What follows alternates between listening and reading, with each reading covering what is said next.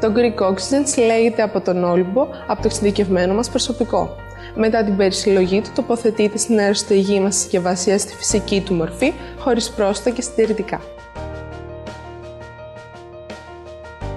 Ο αέρας που περιέχεται στη συσκευασία του Greek Oxygen δεν είναι κοπανιστός. Το κοπάνισμα απαιτεί χρόνο και χρήμα. Άλλωστε, οι μελέτες που έχουν γίνει στα υπερσύγχρονα εργαστήριά μας έχουν αποδείξει ότι η ποιότητα του οξυγόνου στη μία και στην άλλη περίπτωση παραμένει ίδια. Πρόκειται για ένα σουβενίρ, ένα αναμνηστικό που μπορεί οποιοσδήποτε να το αγοράσει. Απευθύνεται κυρίως σε άτομα που έχουν επισκεφτεί τη χώρα μας και θέλουν να πάρουν μαζί τους ένα πραγματικό κομμάτι της Ελλάδας. Και ποιο είναι αυτό? Το ελληνικό οξυγόνο φυσικά.